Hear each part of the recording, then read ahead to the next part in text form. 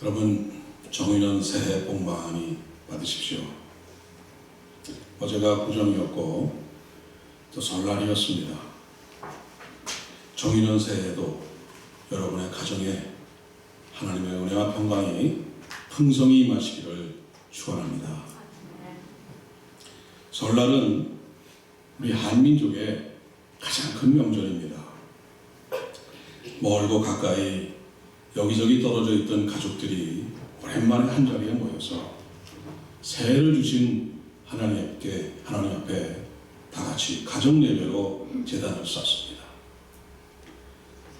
부모님께서 예배를 올리고 새해를 새롭게 시작하는 이 덕담을 나눕니다. 결혼해서 독립한 자녀들은 부모님께 용돈을 드리고, 아직 결혼하지 않은 자녀들과 이 손주들에게는 부모님께서 또 세뱃돈을 주십니다. 또 이 떡국과 빈대떡, 식혜와 이 수정과를 나눠 먹으면서 한 해 동안 또 건강하게 되기를 또 기원합니다. 그리고 식사 후에는 윷놀이를 하면서 사랑과 기쁨을 나눕니다. 참으로 아름답고 따뜻한 한민족의 명절입니다. 윤극영 선생님이 작곡 작사하신 여러분이 잘 아는 동요이자 이 동시인 설날을 제가 한번 읽어드리겠습니다. 까치까치 설날은 어저께고요, 우리 설날은 오늘이래요. 곱고 고운 댕기도 내가 드리고 새로 사온 신발도 내가 신어요. 우리 언니 저고리 노랑 저고리, 우리 동생 저고리 색동 저고리, 아버지와 어머니 호사하시고 우리들의 절받기 좋아하셔요. 우리 집 뒷뜰에는 너를 돋궈서 상 드리고 잣 까고 호두 까면서 언니하고 정답게 너를 띄고 나는 좋아요, 참말 좋아요. 무서웠던 아버지 순해지시고 우리 내 동생 울지 않아요. 이 집 저 집 윷놀이 널뛰는 소리 나는 설날이 참말 좋아요.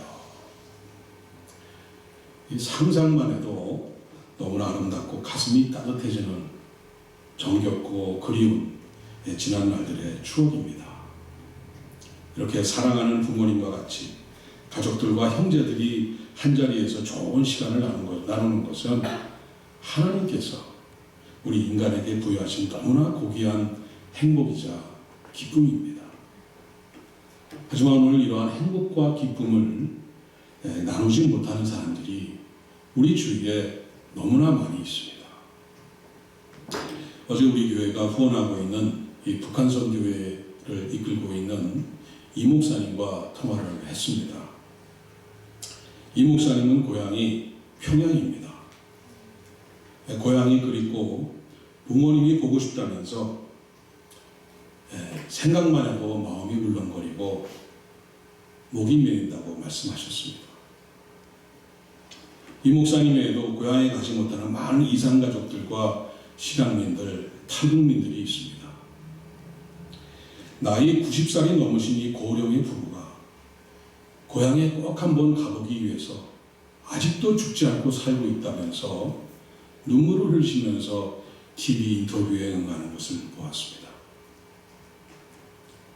또한 우리들과 같이 미국에 이민 와서 가족들과 이렇게 떨어져 사는 분도 계시고, 또 아이들 교육 때문에 기러기 가족으로 살아가는 분들도 계십니다.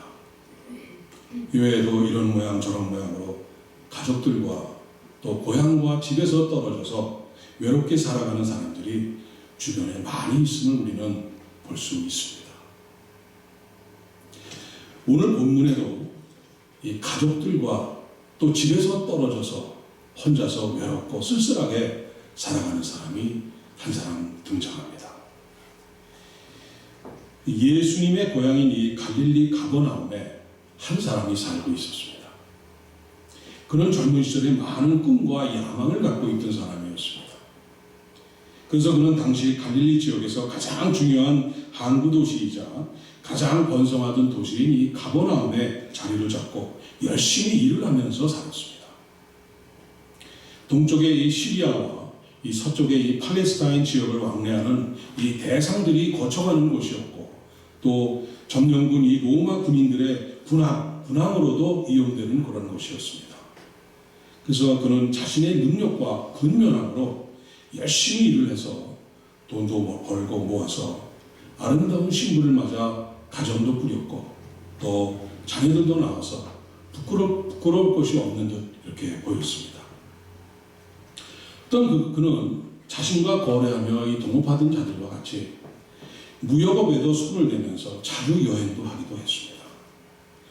여행을 하다 보니까 안식일마다 회당에 나가는 것이 어려워지고 한 번, 두 번 빠지다가 보니까 이제는 좀 빠지는 것을 대수롭지 않게 이렇게 생각하게 되었습니다. 그러다가 보니까는 거의 이제는 회당을 찾지 않고 아주 발길을 뚝 끊어버렸습니다. 그러면서 여행을 자주 다니니까 이방 지역의 문화와 접하면서 이 음주를 접하게 되었고 점점 방탕한 생활로 빠져들어가게 됩니다. 그러다 보니까 사업에 문제가 생기기 시작했고, 또 자주 화도 내고 동업자들과 가끔은 다투기도 하고, 또 가끔씩은 이 이유 없는 분노가 치밀어서 이 끓어오는 화를 참지 못하고 집에 와서는 아무 죄 없는 이 부인과 아이들에게 화풀이를 하곤 했습니다. 이 남편의 폭력과 이 술주정을 참지 못한 부인은 아이들과 함께 남편을 떠나고 맙니다. 결국 이 사람의 사업은 망하게 되었고, 어렵게 모아놓은 이 모든 재산은 다 날리고, 결국 집까지 빼앗기던 날 그는 분노를 참지 못하고 난동을 부리다가 갑자기 피가 거꾸로 치솟는 듯한 느낌을 받고는 그 자리에서 쓰러져 버립니다. 그가 다시 눈을 떴을 때는 자신의 몸이 마음대로 움직이지 않는 것을 발견합니다. 손과 발이 말을 듣지 않았습니다. 그는 낯선 곳에 뉘어져 있는 자신을 발견하고는 살려달라고 소리를 지릅니다.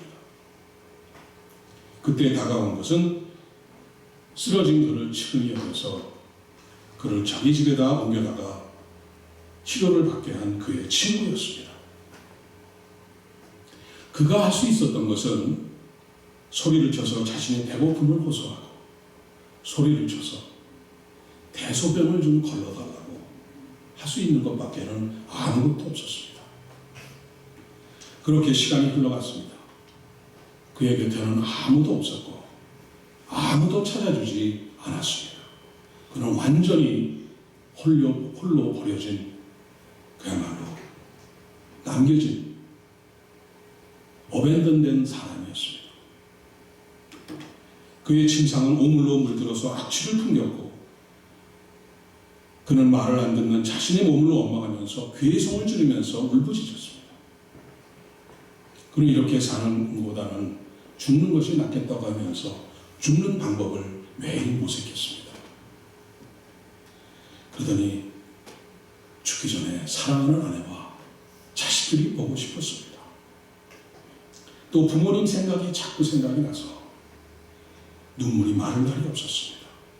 매일 이 한없는 후회와 통안의 눈물을 매일매일 쏟아내곤 했습니다. 그러다 어느 날 이 친구가 다른 친구들과 같이 갑자기 달려들어오더니 자신이 누워있는 이 침상채 이 친구가 달려들어서 들고는 갑자기 뛰어나가기 시작을 합니다. 그러면서 하는 말이, 우리 같은 동네에 갈릴리 출신 예수라는 분이 있는데 이분이 못 고치는 병이 없다는 것입니다. 바로 며칠 전에도 이 가버나움에 있는 로마 백부장의 하인이 자기와 똑같은 이 중풍병에 걸렸는데 보지도 않고 말씀 한마디로 고쳐주셨다는 것입니다.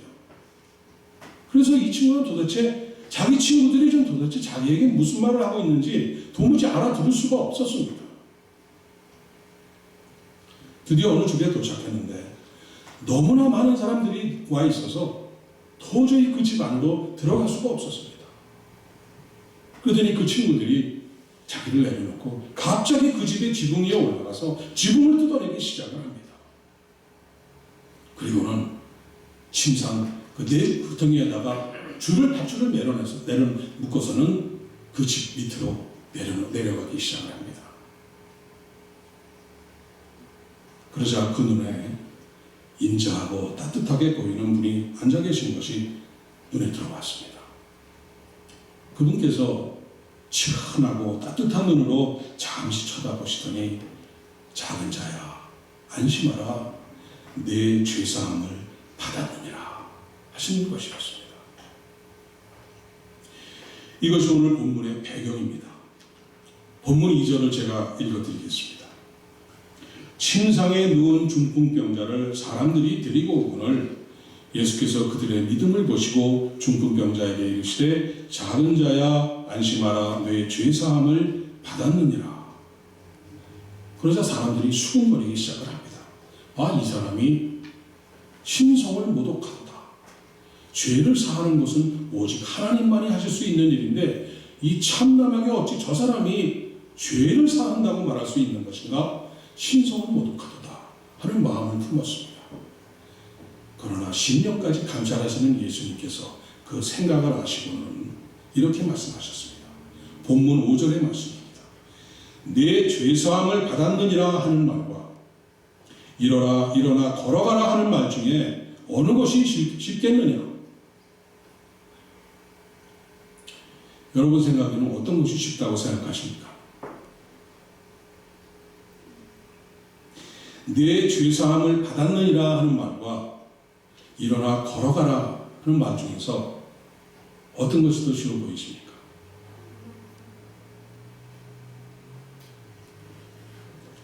예수님 입장에서 볼 때 일어나 걸어가라 그런 말은 너무나 쉬운 말입니다. 그것은 단지 육신의 병을 고치는 일이기 때문입니다. 예수님께서는 한쪽 손이 말라붙은 사람을 내 손을 내밀라 말씀하심으로 그를 고쳐주셨습니다. 예수님께서는 귀신 들린 딸을 가지고 있는 이 가나안 여인, 이방 여인이 와서 그 고쳐달라고 부탁을 했을 때 내 소원대로 되라 하면서 고쳐주셨습니다.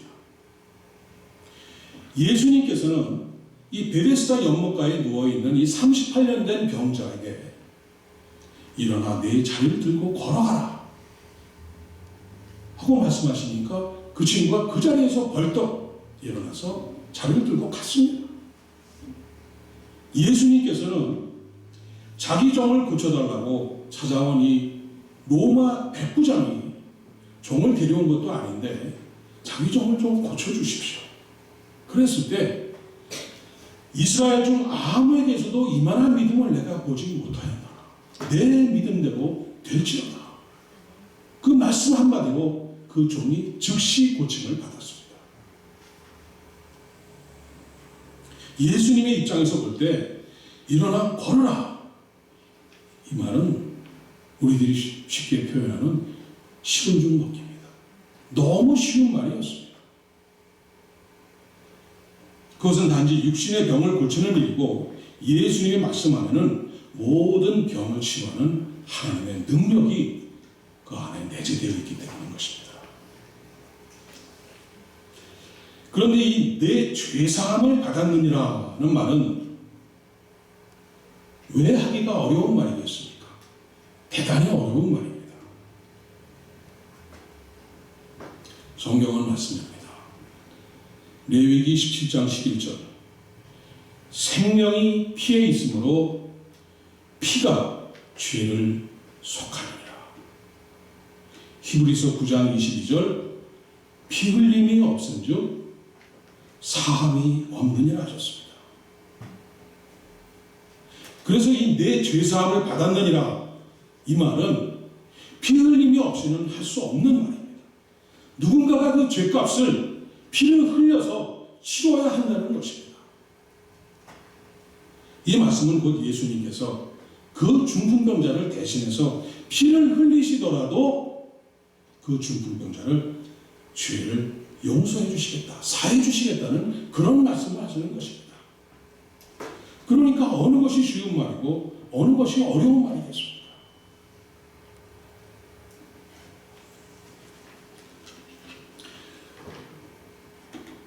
주님께서는 여러분을 만져주시기를 원하십니다.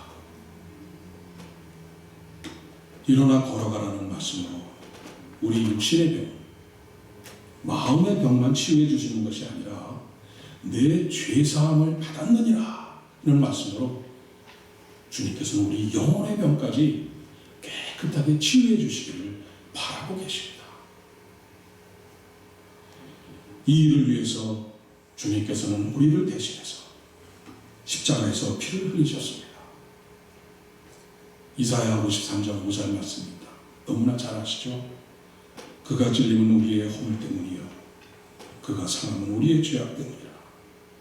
그가 징계를 받음으로 우리는 평화를 누리고 그가 채찍에 맞음으로 우리는 나음을 받았도다. 이 시간 여러분 육신의 머리끝부터 발끝까지 그리고 마음 구석구석 그리고 영혼의 깊은 곳을 들여다보시기 바랍니다.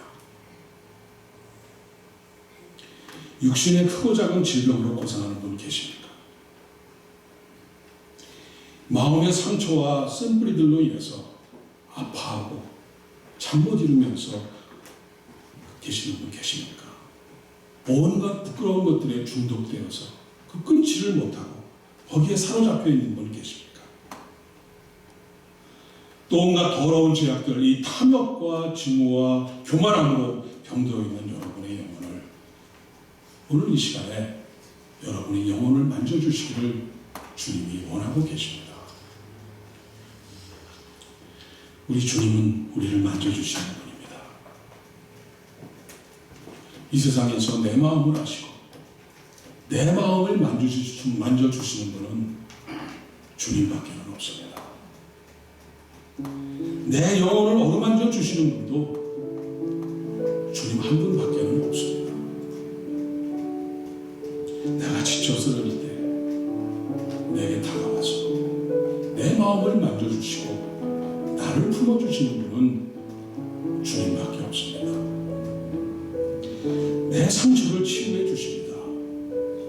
다시 일어나도록 내 손을 붙잡아 일으켜 주십니다.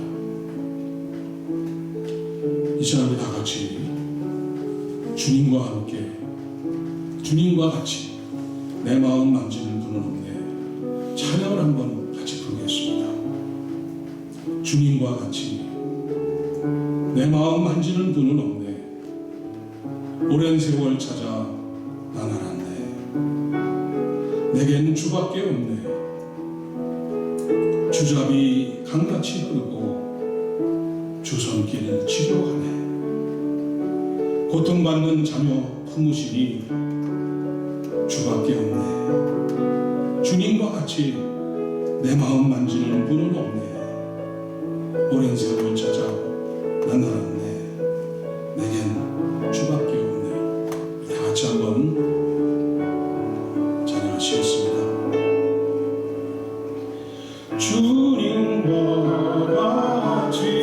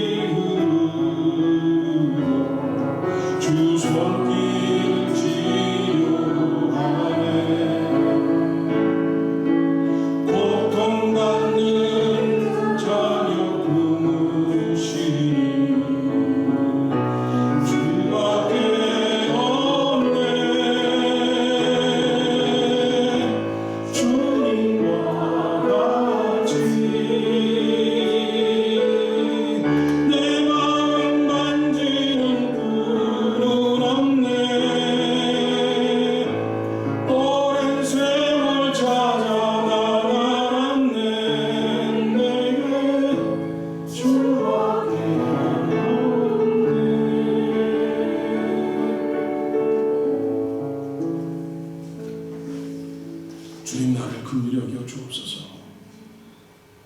병든 내 몸, 병든 내 손으로 내 영혼을 만져주시고 주님의 보혈로 내 영혼을 깨끗게 씻어 주옵소서. 이렇게 기도하시기 바랍니다. 주님께서 손을 내밀어 여러분의 영혼을 깊은 곳을 만져주시고 내 죄사함을 받았느니라 이렇게 말씀해 주실 것을 믿습니다. 여기서 여러분이 명심해야 될 것이 하나 있으십니다. 본문 2절입니다. 우리 다 같이 한 목소리로 보십니다. 침상에 누운 중풍병자를 사람들이 데리고 오노라. 예수께서 그들의 믿음을 보시고 중풍병자에게 이르시되 작은 자야 안심하라 내 죄사함을 받았느니라. 주님께서 중풍병자를 고쳐주시고 그 구원의 은총을 베풀어 주신 것은 그 친구들의 열성을 보시고 하신 것이 아니라 그들의 심령 안에 있는 믿음을 보시고 그 믿음을 보시고 고쳐주신 것입니다. 믿음이 없이는 하나님을 기쁘시게 하지 못하나니 하나님께 나아가는 자는 반드시 그가 계신 것과 또한 그가 자기를 찾는 자들에게 상 주시는 이심을 믿어야 할지니라. 이 히브리서 말씀과 같이 주님께 나아가는 자는 반드시 주님이 살아계신 것과 나의 몸과 마음과 영혼을 온전히 구원해 주실 것을 믿어야만 한다는 것입니다. 사랑하는 여러분, 주님께서 여러분의 몸을 만져주시면 모든 병이 깨끗게 될 것을 믿습니다. 주님께서 여러분의 마음을 만져주시면 여러분의 모든 상처가 깨끗하게 치유될 것을 믿습니다. 주님께서 여러분의 영혼을 만져주시기를 원합니다. 무엇보다도 여러분의 영혼을 만져주시기를 원합니다.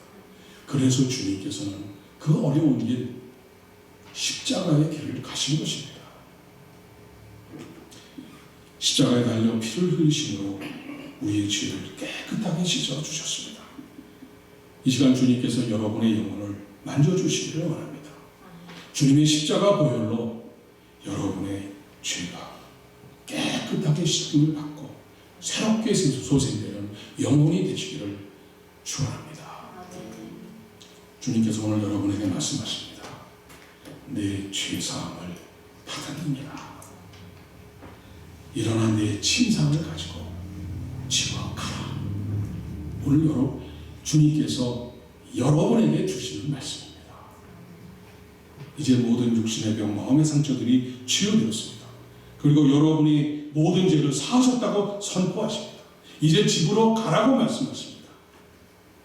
여러분의 사랑하는 부모, 형제, 가족들, 이웃들, 친구들이 기다리고 있는 곳에 돌아가셔서 하나님이 베풀어 주신 그 사랑같이 사랑하며 살라고 하십니다. 오늘 이 모든 치유의 이 회복의 주인이 되시며 사랑하며 살아가는 여러분이 되시기를 주님의 이름으로 간절히 축원드립니다. 기도하겠습니다. 사랑이 풍성하신 아버지 하나님, 아버지의 은혜와 사랑에 힘입어 우리들의 아버지 앞에 담대한 믿음으로 나와 엎드렸습니다. 오늘 우리를 만져주심을 감사합니다. 우리의 병악한 육신을, 우리의 상처 많은 마음을, 우리의 죄 많은 영혼을 만져주시고 품어주심을 감사드립니다. 선포하신 것 같이 죄사함을 받게 해 주옵소서. 정의는 새해를 허락하신 설날에 죄사함을 받은 우리의 모든 얽혀있는 관계가 다 회복되게 해 주옵소서. 부모님과의 관계, 부부의 관계, 형제 자매와의 관계, 자녀와의 관계, 친구들과 이웃들과 성도들과의 모든 관계들이 회복되게 해 주옵소서. 서로 사랑하게 해 주옵소서. 아버지께서 나를 사랑하신 것 같이 내 마음을 다하고 목숨을 다하고 뜻을 다하여 나의 주 하나님을 사랑하며 나의 모든 이웃을 내 몸과 같이 사랑하며 살게 해 주옵소서. 예수님의 이름으로 기도드립니다. 아멘.